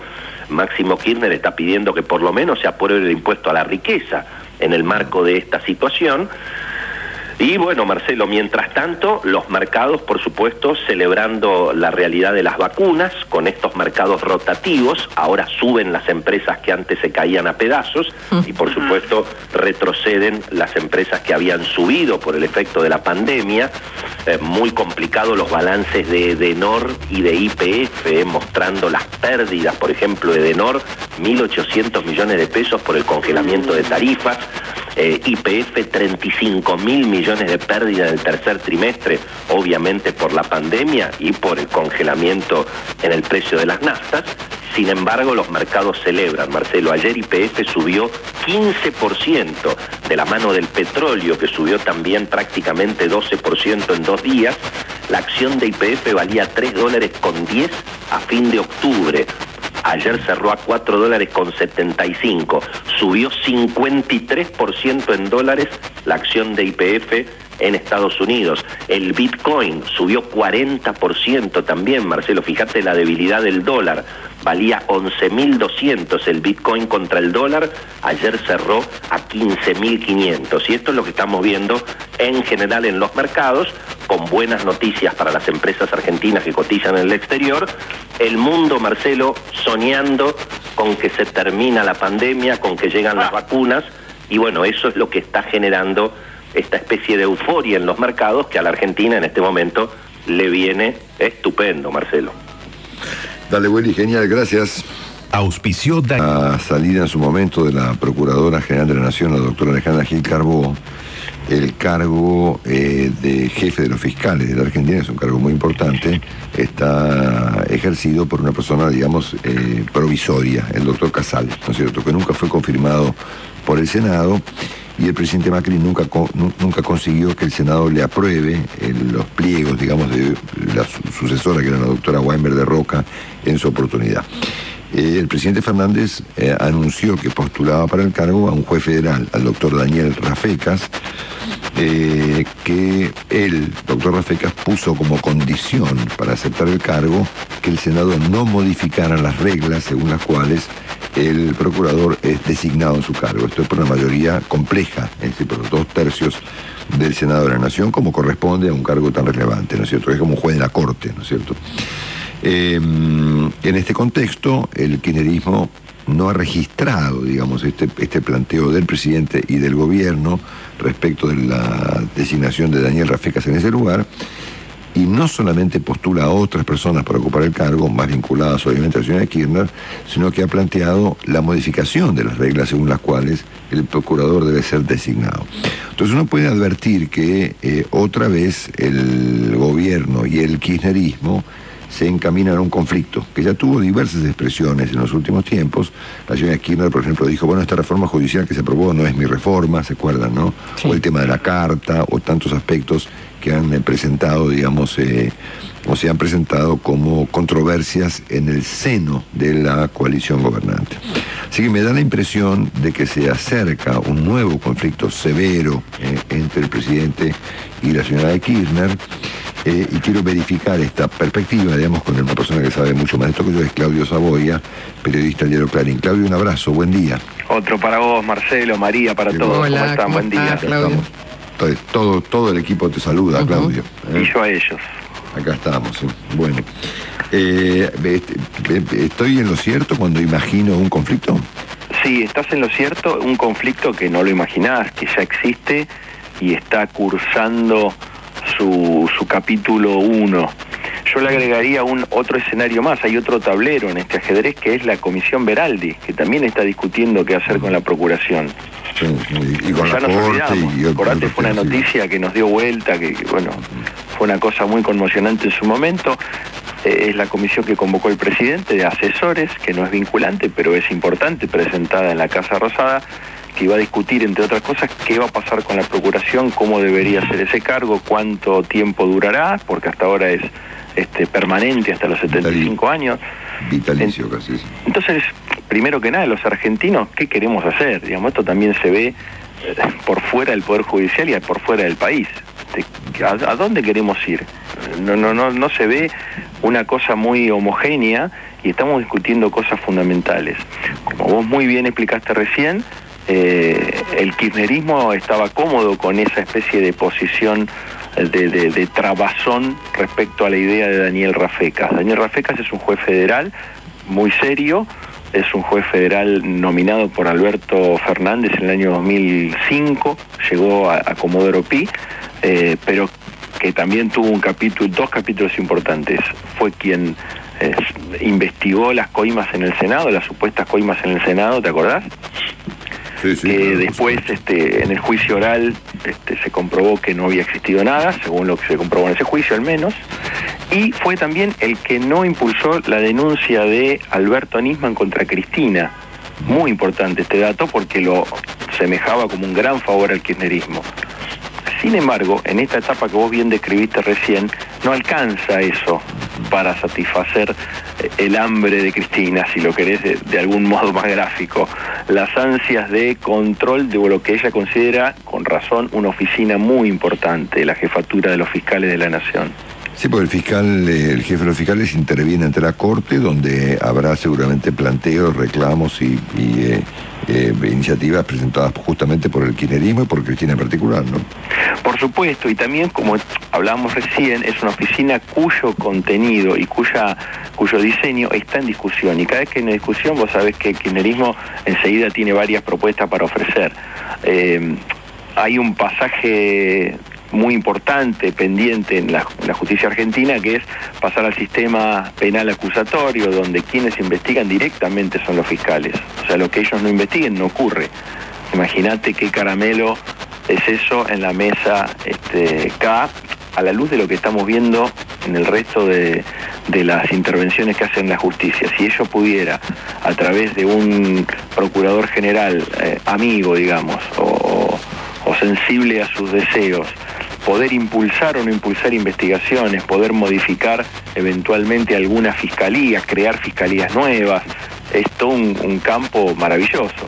Entonces, en ese marco, el nombre de Daniel Rafecas no la satisface de todo, no es lo que ella espera, y los periodistas describimos, como muy bien lo haces, desde hace años, de un funcionario judicial. O sea que acá es muy interesante mirar quién gana la pulseada, ¿no? Porque, a ver, puesto en otros términos, si el presidente sale derrotado de esto, es una situación compleja para el presidente, ¿no? Es una situación muy compleja porque en este caso fue el primer hombre que dijo, fíjate que en diciembre, en los breves días antes de fin de año, Alberto ya llegó con el nombre de Daniel Rafecas, se sacó una foto en su despacho y lo presentó. Y hoy se da un escenario extraño porque las resistencias dentro del Senado, donde hasta la fecha, harían falta 2/3 de los votos, están en el kirchnerismo, que vos sabés que controla muchos senadores.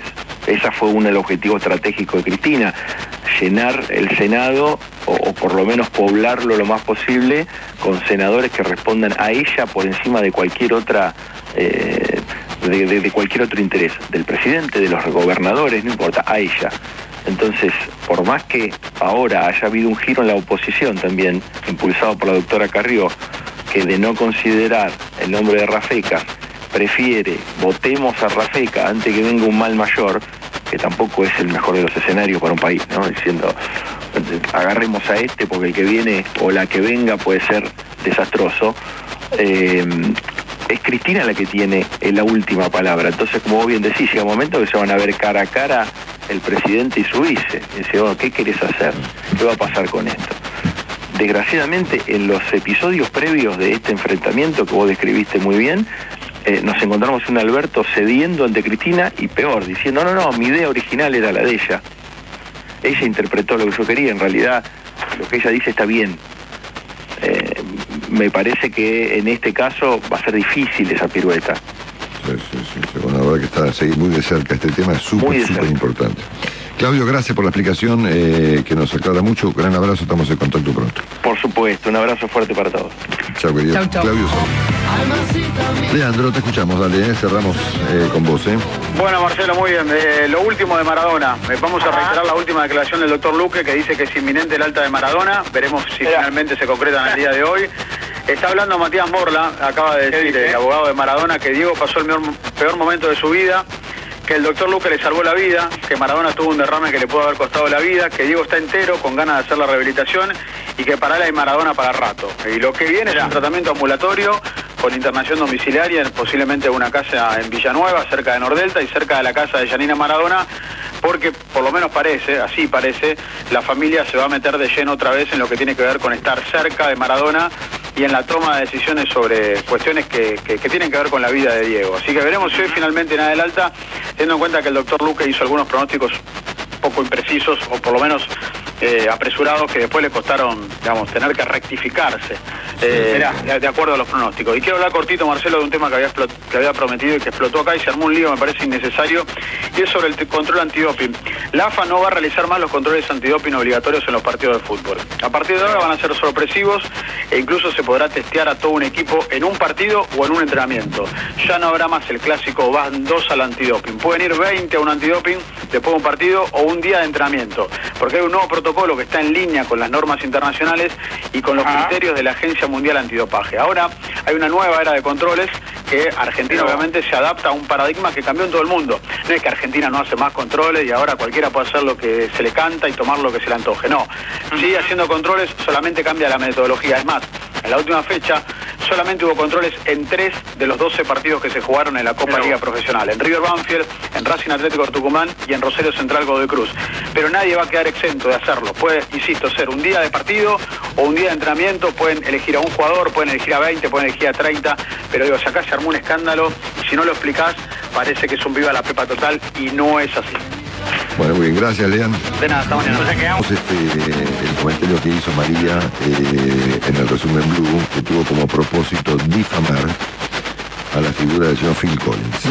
Y yo debo decir que el resumen Blue tiene una cierta maldad. No, Marcelo, no. Al contrario, yo pedí que rescatemos la figura de Phil Collins, que alguien lo cuide. Bueno, pero contaste la noticia, diciendo que detrás de esta historia hay una discusión por $40 millones, ¿no? Sí, pero yo lo quiero a Phil Collins. No tengo interés en sus $40 millones. Lo que hiciste, acá está su hija y ¿dónde está su hija? Acá en los Estados Unidos. Y lo que yo sé es que no cayó bien tu comentario. No porque yo tengo contacto con gente. Yo tengo contacto con gente que tiene contacto con ella. Entonces me enteré que la señora Collins se enojó con el resumen Blue. No, Marcelo, ya hay un conflicto internacional. ¿Está en la calle Collins, Marcelo? No está en otro lado, estaba ayer en otro lado. Bueno, el asunto es que Orián, mejor dicho, la ex esposa de señor Collins, le dijo de todo, que no se bañaba, que no se lavaba. Sí, dice que hace un año no se baña y no se lava los dientes. Que se volvió un ermitaño, lo cual no tiene... Ser un ermitaño, doctor, no es ningún pecado. Es una buena señal. Pero no bañarse, Marcelo, no está bien. Yo me baño, pero soy un ermitaño como Collins, ¿no? Exactamente. Es más, lo acusó de ser incapaz de tener relaciones sexuales, que dejó de ducharse, que no se viste adecuadamente, que eso hoy en día es una perspectiva muy subjetiva. Cada uno se viste hoy en día como mejor le Estamos resulta. todos en jogging, Marcelo. Bueno, pero bañarse sí. Y que de repente le daba por golpearse la cabeza contra la pared. Cosas que, por supuesto, hacía Beethoven también, ¿no es cierto? Y obviamente, Beethoven se pegaba una palangana en la cabeza. Otros personajes exitosos. Otros personajes exitosos que hemos conocido, Marcelo. Por lo tanto, golpearse la cabeza contra la pared no... El marco de la puerta se usa mucho, Marcelo, también. Claro, golpearse la cabeza contra la pared, le avisamos el resumen Blue, no quiere decir nada malo, al contrario. Es verdad. Es un gesto de vida, Marcelo. Hay vida, hay pasión ahí. Exacto, hay pasión, efectivamente. Sí, yo me doy la cabeza contra la pared todas las mañanas, ¿sabes? Antes de hacer el resumen. Fúmbate, me la doy contra la pared. Justamente para estar inspirado. Por lo tanto, ¿cómo se llama? Para contrarrestar, digamos, el mal momento que el resumen Blue le hizo pasar a toda la familia Collins, obviamente. A todos, Marcelo. Al señor Phil Collins, a sus hijos y a todos sus admiradores, que son, como ustedes saben, en Argentina y en el mundo son muchos. Y como no, un abrazo al escribano Oscar Collins, que le puso Tom a su hijo, de verdad, le puso Tom Collins, te juro por Dios. Mirá, sí, pero este es Phil Collins, Willy. Sí, este es Phil Collins, obviamente. Pero bueno, más o menos, Marcelo. Este era Tom Collins. Tom Collins es un trago. Así que este espacio de música está dedicado... Y la avenida Collins, Martino está ahí también. La avenida Collins, exactamente. Sí. Está este espacio, el espacio musical de este programa, para terminar hoy el programa, está dedicado a tratar de arreglar en parte el daño que Resumen Blue le procuró gratuita y malintencionadamente al señor Phil Collins. Bueno, pero que alguien se ocupe de que se bañe, Marcelo. Dale. Justo este temita, Marcelo, para apretar, justo eso. Si le puede mandar jabón, desodorante, esas cosas. Espuma. ¿Cómo estás? Buenas tardes. Buen día, digo, todavía. Aquí estoy, María, aquí estoy, para repasar algunos datos. En el centro norte de Santa Fe se sembraron 380.000 hectáreas de soja de primera. Esto es un 40% de las casi 1 millón de hectáreas estimadas en esta campaña. Si se da esto, sería un crecimiento del 6% del área. Recordemos que en total, en esa región, se proyectan 1.5 millones de hectáreas de soja. El año pasado, esa parte de la provincia aportó el 50% de la cosecha total de Santa Fe, con 5 millones de toneladas de soja. Hablando de la soja, $422 ahora, sigue subiendo, lento pero sigue subiendo. Veremos qué pasa más tarde, María. Bueno, buenísimo, gracias Martín, y hasta luego, hasta la tarde en Encendidos. Hasta luego. Chau, chau. Los domingos hay más Mitre y el Campo.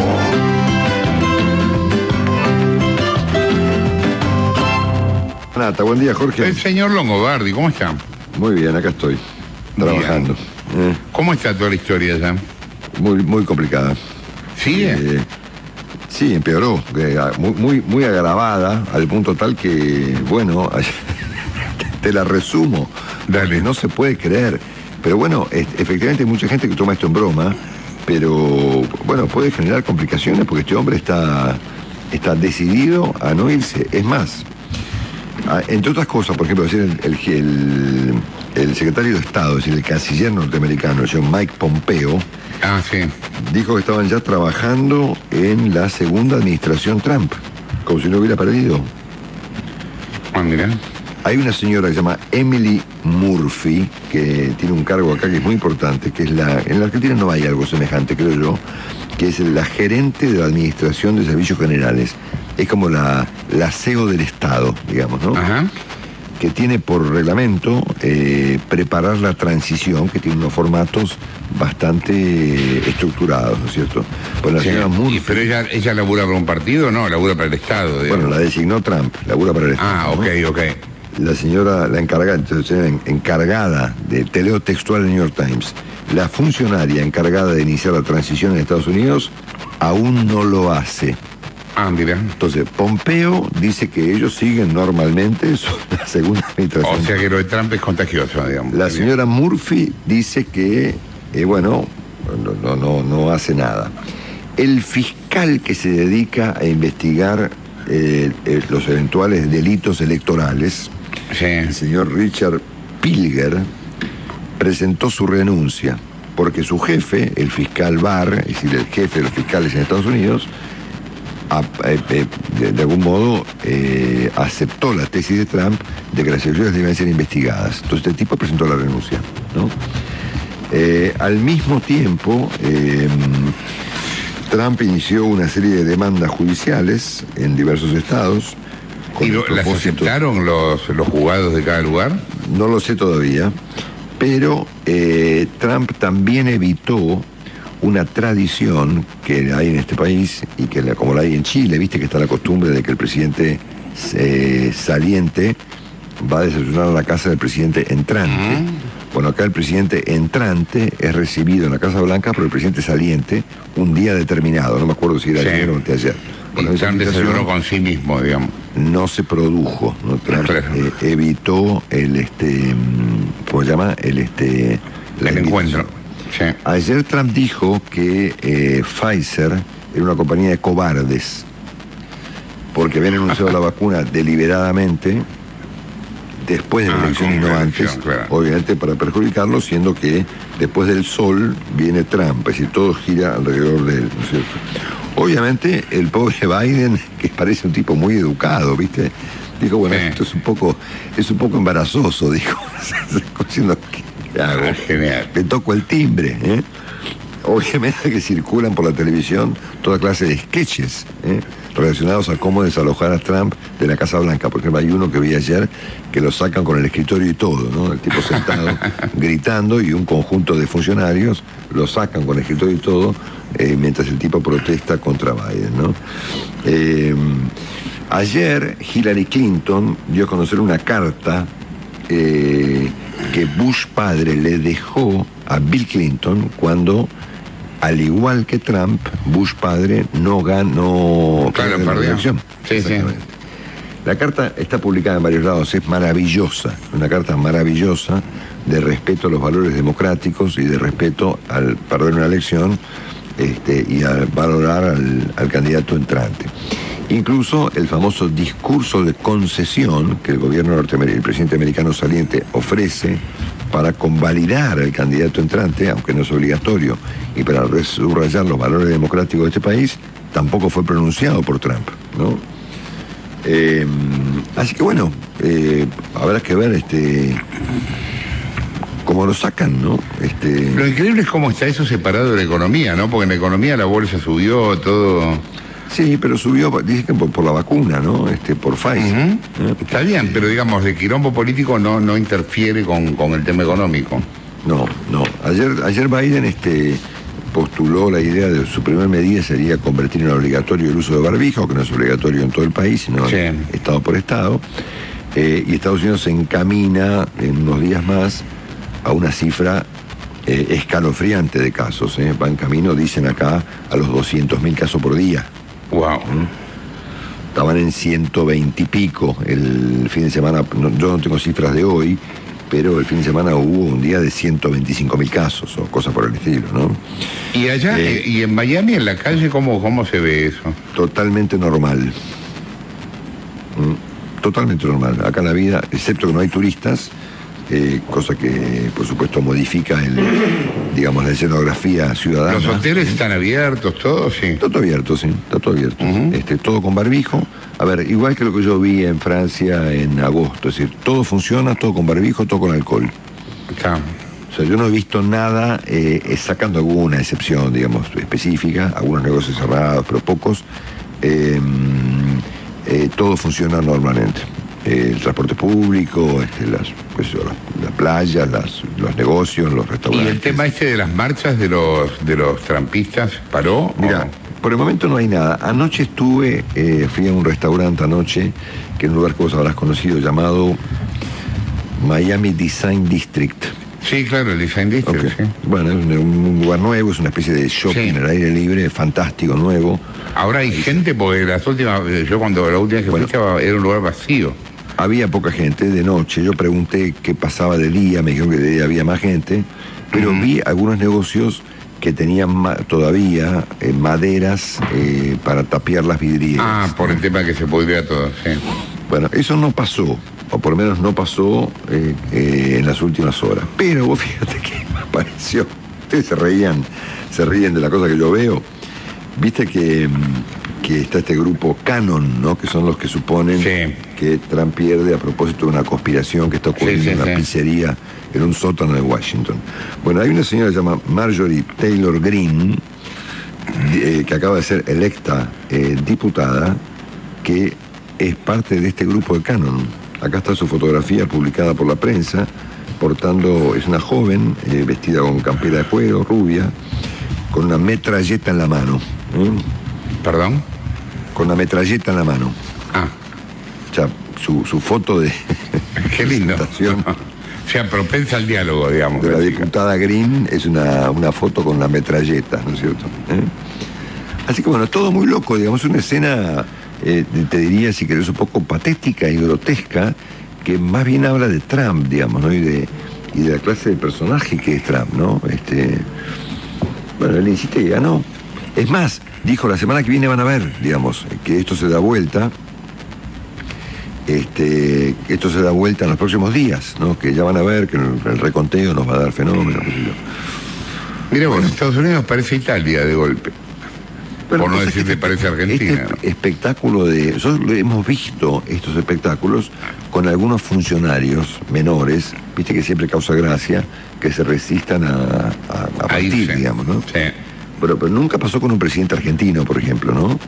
Bueno, no, pero Cristina se negó a poner la banda. Está bien, bueno, pero eso es Eso también fue ridículo, digamos. Sí, pero fue bueno, ridículo. sí, finalmente se fue, sí. Lo propio hizo la señora presidenta saliente de Bolivia, Sí, también. que no participó de la... Sí, el traspaso del mando. El traspaso del mando, que es una grosería. Pero bueno, es una situación absurda, ¿no? Con un personaje que se volvió grotesco. No, a mí por lo que vos contás me da la sensación, es como que no hubiera gobierno, ¿me entendés? Igual los países funcionan solos, es cierto. Un día nos vamos a dar cuenta que no hacen falta los gobiernos. Pero mientras tanto, digamos, en España esto pasó en algún momento, en Italia pasa cada tantos años, vuelve a pasar, que no hay gobierno, ¿no? Que no logran, por el tipo de democracia parlamentaria, no logran formar gobierno. Sí, porque no se Y esto parece eso un poco, ¿no? Porque hoy Biden tendría que estar pensando cómo va a empezar a gobernar y laburando con el otro. Sí, bueno, no. Bueno, no, no es lo que está pasando. Lo más asombroso es lo de, bueno, a ver, el jefe del bloque de senadores del Partido Republicano adhirió a la tesis de Trump de que esto es un fraude, ¿no? Y lo de Pompeo, que es secretario de Estado, es decir, el canciller norteamericano, que es un tipo muy importante a nivel de la seguridad mundial, dijo, no, estamos preparando la segunda administración de Trump normalmente, acá no pasó nada. Qué locura. Bueno, va a llegar un día en donde el tipo va a tener... No, bueno, eso, claro, el día del traspaso, esto se tiene que definir, eso es en enero, ¿no? Bueno, sí, el 20 de enero, ¿no? El 20 de enero. Bueno, el 20 de enero algo va a pasar. Bueno, por ahí él nunca acepta la derrota. No importa, pero en ese caso va y lo saca la policía, ¿me entendés? O sea, alguna cosa va a tener que pasar antes del 20 de enero. Por ahí no asiste por ahí ocurre lo mismo que hizo Cristina Kirchner, digamos, siendo que no va al traspaso. Pero el problema no es que él no vaya, es que se quede en el escritorio, ¿me entendés? Bueno, lo sacará el servicio. Claro, ahí llega un momento donde lo tienen que sacar, digamos, es así. Sí, efectivamente alguien lo va a tener que sacar. Sí, lo bueno de esto, yo pensaba siempre, yo vengo pensando, la gente lo sabe, hace tiempo que vos estabas loco, pero en realidad si yo te comparo, vos sos una persona completamente normal. Obviamente. Yo quiero felicitarte por eso. Sí, gracias. Acá me informan de la prensa local que el sábado todo el trampismo de acá de Miami, que es muchísimo, tiene previsto una manifestación en Washington para protestar ante la corte, ¿no? O sea que va a haber seguramente movimientos de este tipo. Acá tengo los afiches o los folletos de la manifestación. Noviembre 14, Saturday 14, Washington DC, Million MAGA March, se llama así, la marcha hacia Washington. De gente que, irá a protestar ante la corte. El tema no llegó a la corte todavía, obviamente. Claro, por eso yo te preguntaba qué pasaba con los juzgados en cada estado. Bueno, ahora la corte, vos sabés que Trump logró... La corte la tiene cerrada, Trump, es una corte de él. Porque cuando falleció esta doctora Ginsburg, muy importante, él puso una señora muy republicana, muy de él, ¿no? Sí. Que tiene un voto de más en la corte. Están 4-2, ¿no? 4 de él y 2 de él. Exactamente. Así que nada, una escena lamentable. Fíjate que ayer varios presidentes europeos, entre ellos Emmanuel Macron y otros, ya se conectaron con Biden, ¿no? Y para Biden debe ser complicado explicarle a... Bueno, claro, porque ahora, empieza el tema del reconocimiento de los demás estados al nuevo, digamos, claro. Claro, obviamente, excepto el presidente Bolsonaro, otro, digamos, ¿no? ¿Bolsonaro qué? Otro, como diría mi abuela, otra papa a la olla, ¿no? Ayer dijo, viste lo que le dijo ayer al Brasil, ¿no? No, ¿qué dijo? Este país... lo de maricones, ¿no? Es un país de maricas.